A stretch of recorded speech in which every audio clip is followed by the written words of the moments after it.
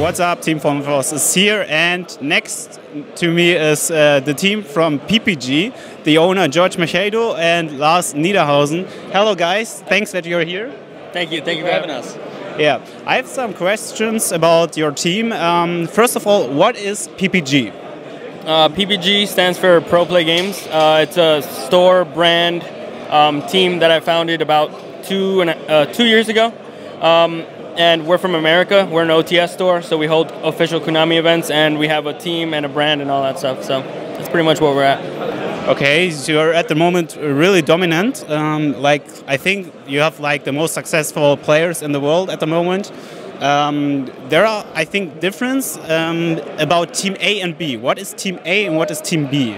Well, Team A is like all the really good players that are out there, like that had several YCS wins, like Frazier and Patrick Hoban, you know, and they have like, and then we have Team B, like come up, runner up that are topping constantly, but still not having the same outcome as Patrick Hoban or Frazier's, for example. They don't have the wins, they have several tops, but so they are on their way, but you can't have them in the same team because, you know, they want to feel kind of different, and they want to have a competition between each other. So we ensure that they even have competition between the teams. So that's why we have Team A and Team B. Okay.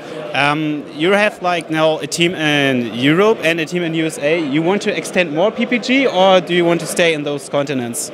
No, I mean, like we want to be as widespread as possible. We want to have players from all over the world. We also have people in South America. We have Andres Torres from Colombia.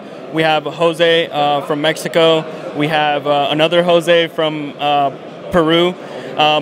We have a Long Dao from Austria. You know, our goal is to just be as worldwide as possible so that everybody feels like they have a chance. That's why we made an international team, because we didn't want to make the whole Americans get more YCSs, more opportunities to play.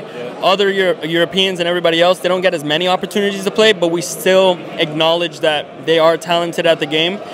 Just because they don't have too many opportunities doesn't mean that they should be shut out from the opportunity of being associated with our brand. So we want as many people associated with us as possible, even fans here that are wearing PPG or PPG mats. We still consider them, you know, part of the team family, but you know, they won't get the same, you know, payouts or compensations and stuff as, you know, other players, but they'll still be treated by us like family. So.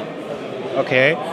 What is for you guys like the biggest difference between the Europe and USA players and also the events? Wow, that's kind of a hard question.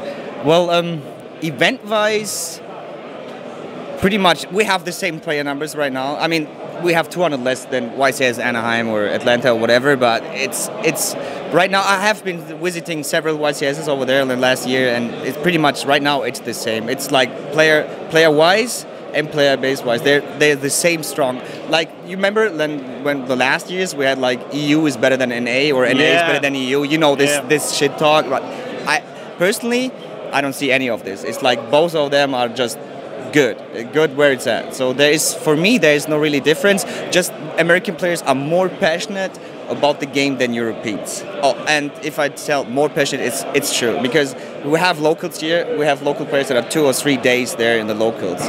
There you have locals. The players are 7 days in the locals. So that's kind of difference. Yeah, but the player quality, I think it's the same right now. Okay. Is your team also communicating between the continents? Yeah, we have all our players from A team and international team. We consider the international team A team. So they're part of the same chat. B team is also part of the same chat. So any type of communications, especially for events, when we know like we'll have, you know, these 4 players at this event, we'll make another chat just so that those players can communicate with themselves on what deck choices, as well as the team chat, which will be, everybody will be in the team chat. Sometimes it gets off topic. Most of the time it stays on topic. Yeah, they're all communicating with each other. That's why we made A team and B team, not to keep them separate in a way. We just wanted to let people know that this is the Hall of Fame team. You have all these guys to look up to that have done it before in the past, and then you have these new rising talents on B team. They might not have gotten as many opportunities or accomplishments under their belt, but they have those guys to look up to. They have those accomplishments to look up to, that experience. Oh, I've been to Worlds. This is what happens at Worlds. Oh, I've been to Nats. The atmosphere is so much crazier. Look, the judges rule things this way, more than this way. So it's just more of a teaching, way, so we can get more people into it. We're not trying to stay with only the best people associated with our brand and block everyone else out. We're not trying to do that. We're trying to make it so that other people can look up to these guys, have the information, have access to it, through our YouTube channel or Facebook page. We try to be as transparent as possible so that they can see that, and then still have an opportunity to be there by being on B team. Even people with 1 top, 2 tops, like, they have the opportunity to be that, and that's what we kind of want to show to people. Yeah, that's great. How do you see like being in the team? What is it for you? Well, for me and him are personally friends, and he came up with this idea. He opened his store, and I was there pretty much at this time, and then he was like, Lars, I want to extend. Can you support me in Europe? And I'm like, yeah, I'm just pretty much, we're friends. I'm just wearing your brand. Let me see what happens then. And since then, I got asked a lot, oh, are you here for PPG and stuff? And then I always linked up to him, because then several players from Italy, Francesco, Marco, Fabio Bellantona or Francesco, they're still on the team. They asked me how to get into PPG. So me just representing it here was like the entrance for him to Europe. So and then I linked him up to him, and he put them up on the international team, and that's pretty much it. And then it started rolling. Even more people asked me, Lars, can I get on PPG, and how can I get on PPG? And it's just just got out of hand this way, pretty much. Okay. How do you see the future of team gaming? I think the future of team gaming is very strong, especially here in Europe. You have a lot of independent, smaller teams that a lot of people are starting, and I feel like that's very good for the team scene. As well as in North America, you see a lot more teams now because of ARG and places like that, where they're kind of emphasizing the whole, collaborating with a team, getting together, and just competing against these teams that have been around for so much longer or have so many more accolades. Like, for example, this weekend I just came back from New York for ARG Atlantic City, and there was a team war, and there was about 14 teams that entered. 14 teams of 6 people, each, and these are just guys that just come out, they have the shirts, they wear it, they go out, they compete individually, but as a team, you collect points. And we were out of time. We weren't winning the whole thing during the whole thing. We were trailing for the whole team war. The only reason why we got to the end is because we had players in Top Cut. We had those guys with more experience, the ones that made it all the way to the Top Cut, and then kept grinding. We had a player finish first. We had a player, win the whole thing. We had a player finish in top 4, and we had a player finish in top 16. So they got us more points. But if it was just for Swiss, if you had to go by Swiss, we lost. We were 5th place to teams that I've never heard of before, which is great. I love it. I love the competition, and I like how other players that are independent or unaffiliated can go and step up and compete against these players and not be intimidated. So I feel like teams kind of give you that more confidence to go compete at another level, and then it gives you a lot more opinions. You don't have to just listen to yourself or your friend or anything like that. You have other guys to work your ideas off of, and I think that's very important, and that's why I really like that there's more teams, because if there wasn't really any teams, if it was just PPG, CCG, one other team, it's always going to be one or the other, But the first team war was very close. It wasn't even us in the finals. It was us. It was Card Guys and another team. It's and it's great. I just love it, and I love the team aspect, and it gets a lot more people into the game.